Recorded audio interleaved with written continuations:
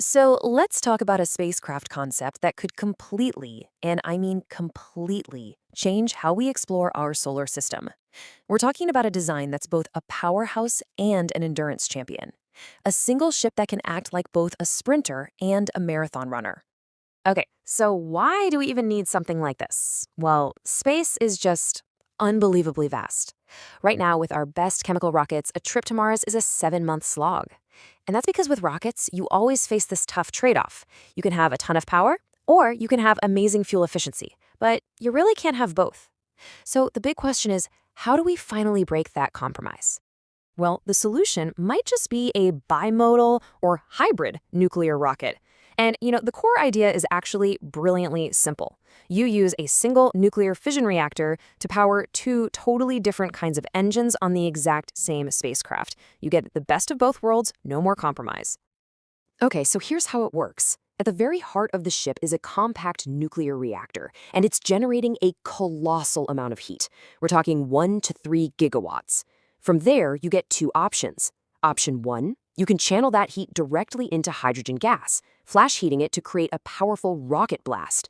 Or option 2, you can use that same heat to run a turbine, generate a ton of electricity, and then use that to power a completely different set of super efficient thrusters.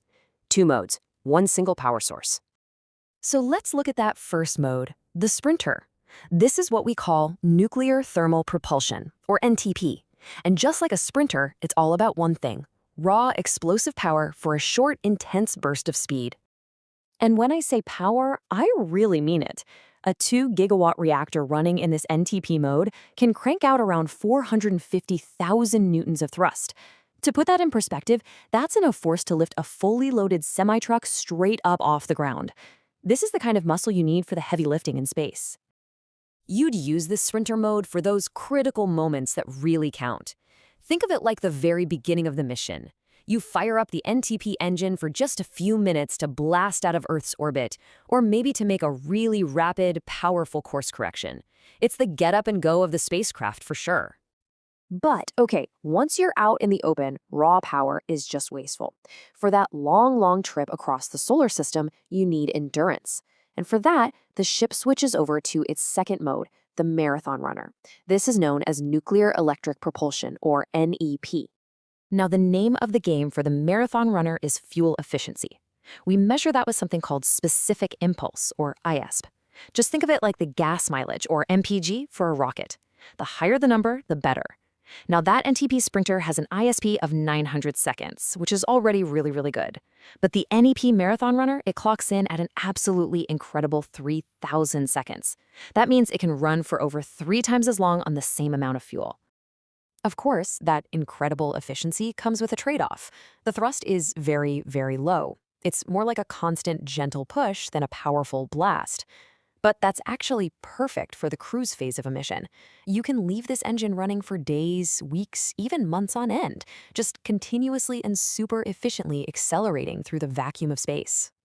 So let's put them head to head. Just look at the difference in thrust. The NTP is a giant, while the NEP's, well, it's pretty tiny in comparison. But then you look at efficiency, and the roles are completely reversed. NEP is just in a league of its own. So you've got the NTP giving you massive acceleration for quick burns using hydrogen, and you have the NEP giving you that slow, steady push for weeks at a time using hyper-efficient xenon. They're just perfect complements. This all sounds amazing, doesn't it? It seems like the perfect spacecraft. But you knew there had to be a catch, right? And this one is a really, really big one. This whole hybrid system presents one of the most difficult engineering challenges in all of modern rocketry. So here's the problem. When that reactor is powering the marathon runner, that NEP road, it's essentially a power plant floating in space. And just like power plants here on Earth, it is not perfectly efficient.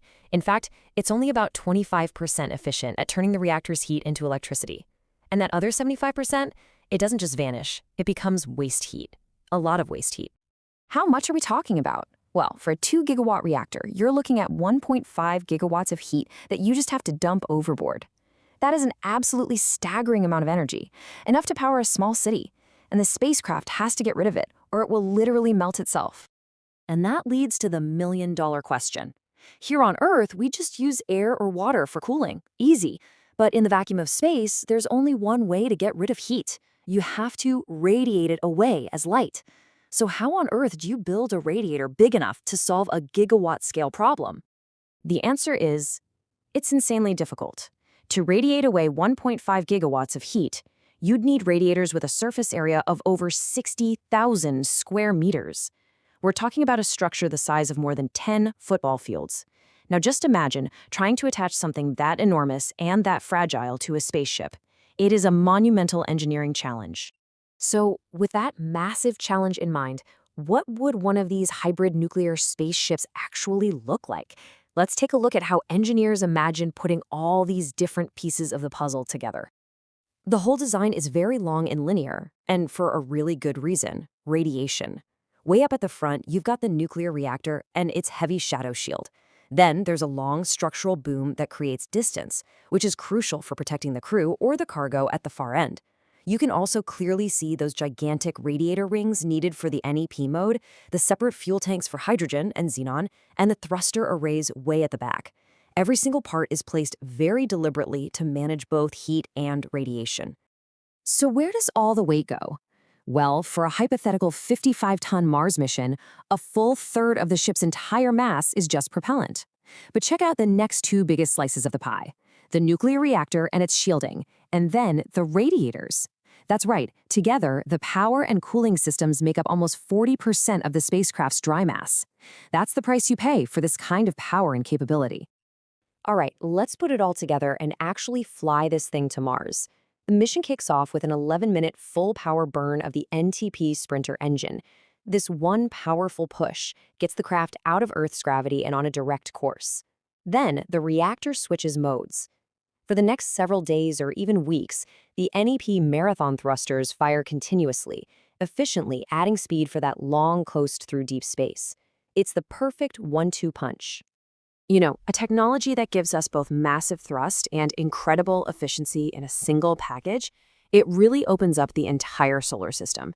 It could flash travel times to Mars or make these really ambitious missions to the outer planets and beyond not just possible, but practical.